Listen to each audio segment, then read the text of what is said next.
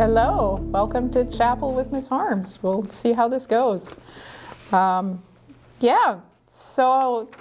this is a difficult time for lots of us, and it's good to remind ourselves of how God cares for us and the many ways that God provides for us. So I'm going to start with a story out of the book of Joshua, and then I'm going to tell a story from my own life of God taking care of us. This is from Joshua chapters 3 and 4, and I'm just going to kind of skip around in it. Joshua was up early and on his way with all the people of Israel. He arrived at the Jordan, and before crossing over, they camped. The leaders went through the camp and gave orders. When you see the Ark of the Covenant of the Lord your God carried by the priests, start moving. Follow it. Make sure you keep a proper distance between you and it, about half a mile. Half a mile. That made me laugh when I read it. I've read this story before, and I've never noticed that before. Be sure to keep your distance. I'm glad we're not keeping half a mile distance. You'll see clearly the route to take. You have never been on this road before. That also struck me. We have never been on this road before. This is a new road for all of us. Joshua addressed the people, "Prepare yourselves. Tomorrow God will work miracle wonders among you." When the soles of the feet of the priests touch the Jordan's water, the flow of water will be stopped. The water coming from upstream will pile up in a heap, and that's what happened. When the priests got to the Jordan and their feet touched the water at the edge, the Jordan overflows its banks. The Jordan, which was overflowing its banks because it was harvest time, the flow of water stopped. It piled up in a heap a long way off. The river went dry. And there they stood. Those priests carrying the Ark of the Covenant stood firmly planted on dry ground in the middle of the Jordan, while all Israel crossed on dry ground. Finally, the whole nation was across the Jordan, and not one wet foot. When the whole nation was finally across, God spoke to Joshua, "Select 12 men from the people, a man from each tribe, and tell them, from right here, the middle of the Jordan, where the feet of the priests were standing firm, take 12 stones, carry them across with you, and set them down in the place where you camp tonight. Each of you heft a stone to your shoulder, a stone for each of the tribes of the people of Israel, so you'll have something later to mark the occasion. When your children ask, 'What are these stones to you?' you'll say, 'The flow of the Jordan was stopped.' These stones are a permanent memorial." The people of Israel did exactly as Joshua commanded. They took 12 stones from the middle of the Jordan, carried them across with them to the camp, and set them down there. Joshua set up the 12 stones taken from the middle of the Jordan that had marked the place where the priests who carried the Ark of the Covenant had stood. They are still there today. And so Joshua asked the people to put the stones there, and he said, so that you can tell your children the story of what God did when the water stopped. So I want to tell you a story of what God did, and it's not a big story. The river didn't stop flowing. It's a little story. But it's a story of God taking care of us. When I was in my early 20s, I was living in Kansas City. I was doing voluntary service.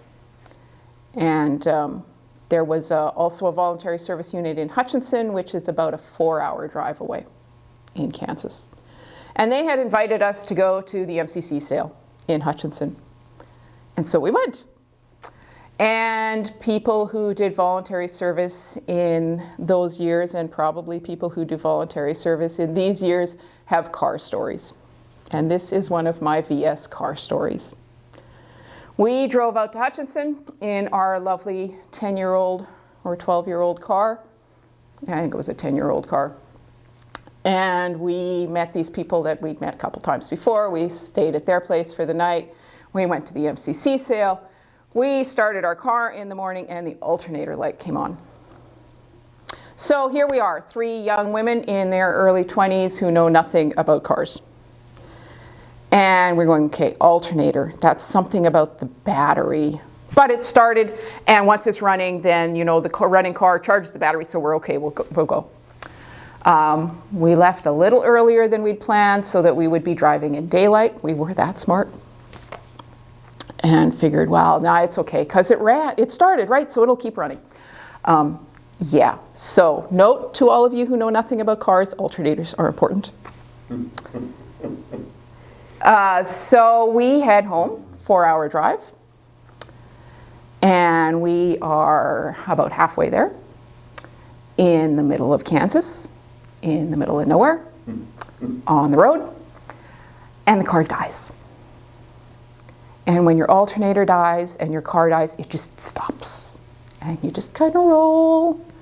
So we rolled onto the shoulder in the rain, and we look around, and we're out in the country, right? Just like kind of being out in the country here, you know, halfway between Winkler and Morden. No, halfway between Winkler and Morden, there's lots of stuff. Halfway between Winkler and Carmen, like middle of nowhere, fields, trees.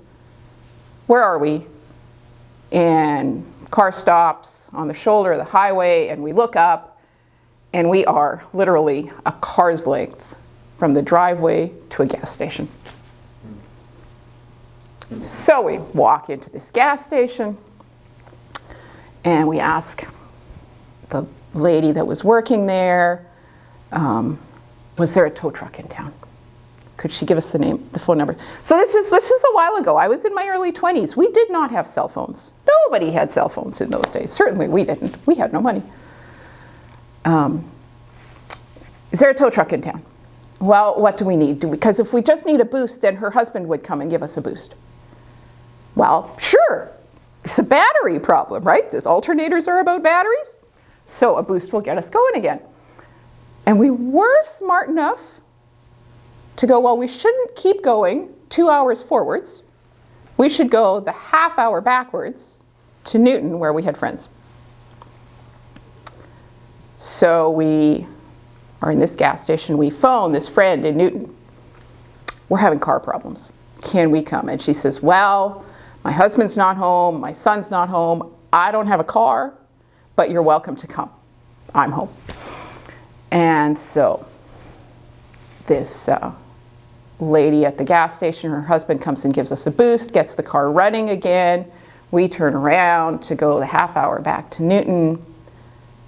Gray car, rainy day, and we don't want to stress our battery, so we don't have our headlights on, and we don't have our windshield wipers on.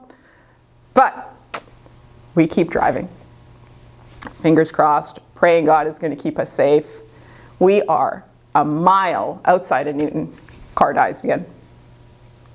And at least, you know, when your alternator dies, it just gently stops running. It doesn't, nothing really bad happens. Pull over onto the side of the road, look around, go, well, there's a driveway right there and a farmyard. We'll go ask the farmer for, I don't know, a ride into town or something. We were not even out of the car yet, and a semi-truck stopped. Did we need a ride into town? His daughter was about our age. She would be so proud of him for helping us. Mm. So we grab our bags and we get in the truck, and he takes us into town, and he says, I can only take you to the truck stop. I can't take you actually to wherever you're going, because he's driving a semi-truck. Okay, that's fine. Takes us to the truck stop, and I knew where this friend we were visiting lived. And so we're thinking, like, okay, like, do we walk from here? What do we do? Well, we're at the truck stop. Let's at least use the bathroom before we go walking in the rain. So we're in the bathroom at the Kentucky Fried Chicken at the truck stop in Newton, Kansas, and trying to figure out how we're getting to our friend's place. And somebody that worked there was also in the bathroom. She was just off her shift. Could she give us a ride to someplace in town? Yeah, that would be great. So she gives us a ride. We go to this friend's place.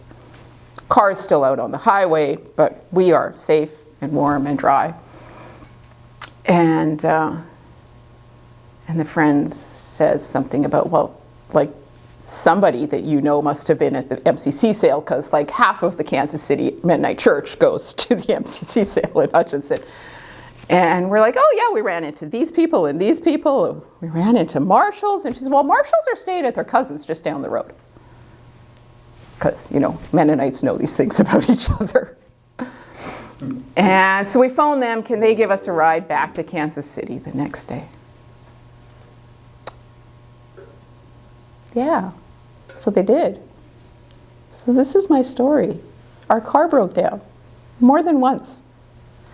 And we knew nothing about what was going on. And never were we somewhere more than 30 seconds before somebody was helping us. Because God takes care of us. And things like that don't happen to us every day.